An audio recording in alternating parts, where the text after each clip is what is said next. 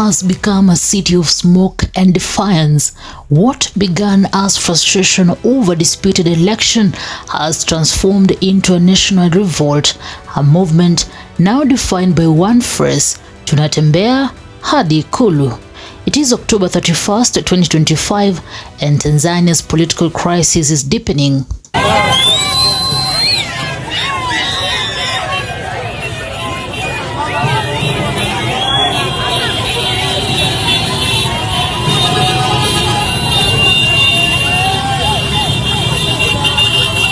For weeks before the election, tension simmered. Opposition leader Tundu Lissu had been jailed under incitement charges. His party Chadema was barred from the ballot until 2030. ACT Wazalendo's Luhaga Mpina faced disqualification twice. Diaspora Tanzanians held candlelight vigils in the US, sending petitions to the IMF and World Bank, warning against financing oppression. At home, anger grew.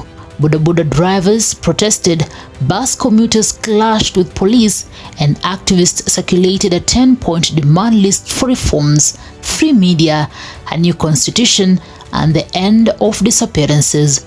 Tunataka serikali ya Tanzania ikome mara moja kutumia vikosi vya usalama kunyamazisha, kugandamiza na kuwaua Watanzania.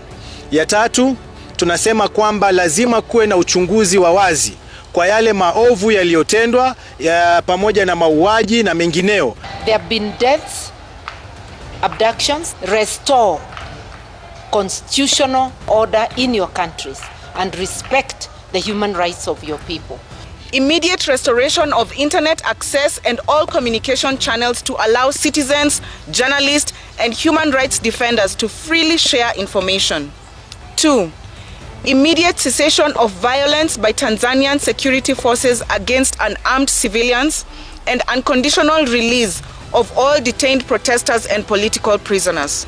Tanzania was ready to erupt. Election day was anything but peaceful. In Dar es Salaam, crowds flooded Salenda Bridge, tearing down Samia Suluhu's campaign banners and setting ablaze police station. Petrol stations burned, tires lined the streets, police responded to tear gas, bullets and curfews. Reports indicated 5 to 10 deaths in Dar es Salaam alone, with both civilians and officers killed. The internet went dark at 6 p.m. sharp. Those were sham elections. It was Suluhu versus Samia. She was competing with her own shadow. Today, maybe now, it will be coronation saying she has won. As Tanzania's internet vanished, so did the silence. Protesters turned to Zello, an offline walkie-talkie app, to coordinate movements and share safe routes from Ubungo to Mbagala, from Mwanza to Arusha. The message spread. March to State House, show them the power belongs to the people.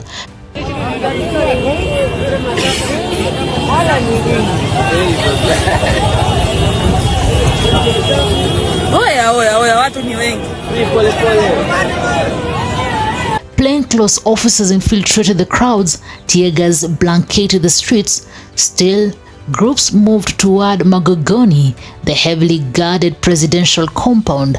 Their chants were raw, angry, and symbolic.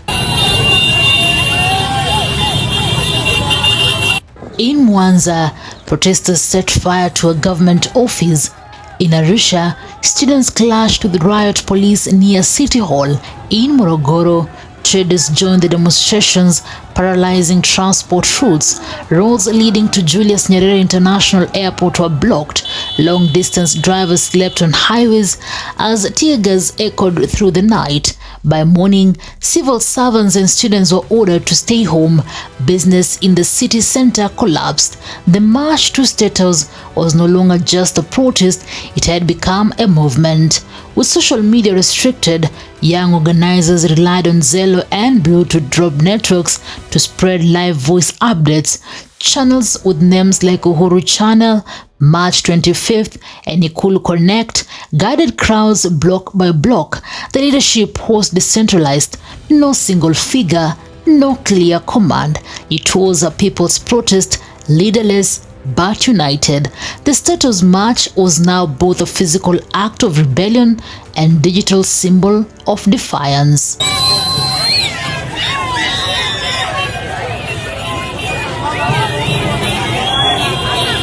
President Hassan's administration declared a 48-hour curfew in Dar es Salaam. Military vehicle patrol Magogoni and Kivukoni Bridge, key routes to the status. Helicopters hover low, broadcasting warnings. State media aired patriotic songs and ignored the unrest. Spokespeople dismissed reports of abductions as foreign propaganda. But behind the official narrative, human rights organizations were documenting killings, arrests and torture. The people of Tanzania have also made their demands very clear. They've posted on X over the past weeks what are their demands, which reinforces the demands for no reform, no election by Tundu Lissu and Chadema party. So there's very clear Tanzanian-led demands which they felt need to be implemented prior to having any free and fair election in Tanzania. And one thing that they've stated is that considering the lack of validity of this government, there should be an immediate transition into an interim government which can implement their demands and the constitutional reforms that are required to be able to proceed with a free and fair election. Amnesty International and Human Rights Watch both called for immediate investigations. It is time for the African Union to serve the people of Africa, to stop being a club of leaders clinging to power, and to redirect its energies to helping citizens of Africa. Tunataka serikali ya Tanzania haraka iwezekanavyo irudishe mitandao katika nchi nzima. Kila Mtanzania ako na haki ya kujielezea, kila Mtanzania ako na haki ya kupata habari, kwa hivyo tunataka haraka iwezekanavyo. In the streets, a generation that grew up under fear now stood unafraid. Some carried photos of missing activists, others held signs reading "Wenye nchi, wananchi, the country belongs to the people." Diaspora Tanzanians live-streamed vigils from London, Toronto and Washington. The global hashtag campaign, #FreeLissu, no reforms, no election, wenye nchi, wananchi, gained traction even as Tanzania remained offline. The protests were no longer about just one election. They had become a referendum on the future of Tanzania itself. By the morning of March 31st, hundreds of protesters advanced towards Selanda Bridge, chanting, drumming and waving torn flags. Security forces blocked access to Magogoni, the road to the State House. Gunfire broke out. At least 7 were injured, according to unverified reports from hospitals in Mbezi and Temeke. But the crowd held its ground, chanting louder, "Ikulu si ya CCM, ni ya Watanzania wote." Even if they could not reach the gates, they had already breached the wall of fear. In a nation that once prided itself on peace, Tanzanians are rewriting their story, from quiet submission to fearless defiance. Even in darkness, their voices carry a single truth: the people will no longer be governed by fear. Newsroom, Maisha TV, Reader, Kering Chubet.